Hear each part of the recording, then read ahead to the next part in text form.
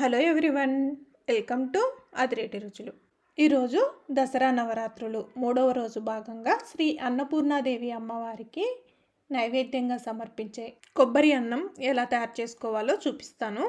ముందుగా కొబ్బరి అన్నం కోసము నేను రైస్ని సాల్ట్ వేసి ఉడికించి పెట్టాను. ఇప్పుడు ఈ రైస్ని ఒక ప్లేట్లోకి కానీ వెడల్పుగా ఉన్న ఒక గిన్నెలోకి కానీ ఈ రైస్ని తీసుకొని కాస్త పొడి పొడిగా చేసుకొని చల్లార్చుకుందామండి.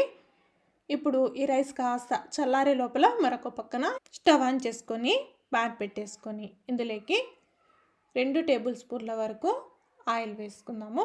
ఆయిల్ వేడెక్కిన తర్వాత ఇందులోకి 2 టేబుల్ స్పూన్ల వరకు పల్లీలు వేసుకొని పల్లీల్ని క్రిస్పీగా వేగేంత వరకు వేయించుకోవాలి.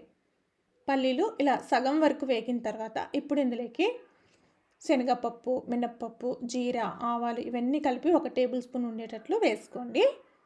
ఇప్పుడు ఇవి కూడా ఒక 2 నిమిషాల పాటు కలుపుకొని ఇప్పుడు ఇందులోకి 1 టేబుల్ స్పూన్ వరకు జీడిపప్పు పలుకులు వేసుకోవాలి. ఇలా వేసుకొని వీటిని కూడా వేయించుకుందాం. చూడండి, పోపు ఈ విధంగా క్రిస్పీగా వేయించుకున్న తర్వాత ఇప్పుడు ఇందులోకి 2 పచ్చిమిర్చిని సన్నగా పొడవుగా కట్ చేసుకొని వేసుకోవాలి.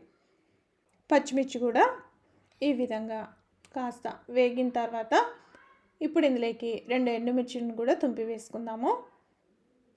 ఇది కూడా ఒకసారి కలిపేసుకుందాం. ఇలా కలిపేసుకున్న తర్వాత ఇప్పుడు ఇందులోకి 1 రెమ్మ కరివేపాకు కూడా వేసుకొని వేయించుకోవాలి.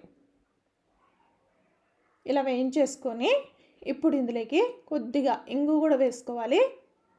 ఇప్పుడు ఒకసారి కలిపేసుకొని ఇప్పుడు ఇందులోకి సన్నగా తురుముకున్నటువంటి 1/2 కప్పు వరకు కొబ్బరి తురుము వేసుకుందాం. ఒకవేళ మీరు ఇలా కొబ్బరి తురుము లేకపోయినా కూడా మిక్సీలో గ్రైండ్ చేసుకొని అయినా వేసుకోవచ్చండి. ఇలా వేసుకొని కొబ్బరిని ఒక 2 నిమిషాల పాటు వేయించుకుందాం. ఇప్పుడు ఇందులోకి రుచికి తగినంత సాల్ట్ వేసుకోవాలి. నేను కొద్దిగా వేస్తున్నానండి, ఆల్రెడీ రైస్లో ఉడికించాను కాబట్టి. ఒకసారి మరొక నిమిషం పాటు కలిపేసుకోవాలి.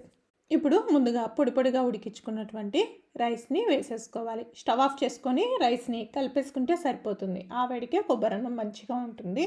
నేనైతే ఇందులోకి కొత్తిమీర ఏమీ యాడ్ చేయట్లేదు, మీకు నచ్చితే వేసుకోవచ్చు. ఈ విధంగా కలిపేసుకొని సర్వ్ చేసేసేయడమే. అంతేనండి, దసరా నవరాత్రులు 3వ రోజు అమ్మవారికి నైవేద్యంగా పెట్టే కొబ్బరి అన్నం అయితే రెడీ అయిపోయింది. మీకు కనుక నా వీడియోస్ నచ్చినట్లయితే లైక్ చేయండి, షేర్ చేయండి, అలాగే కామెంట్ చేయండి. మరిన్ని రెసిపీస్ కోసం అదిరేటి రుచులు ఛానల్ని సబ్స్క్రైబ్ చేసుకోండి. Thank you everyone.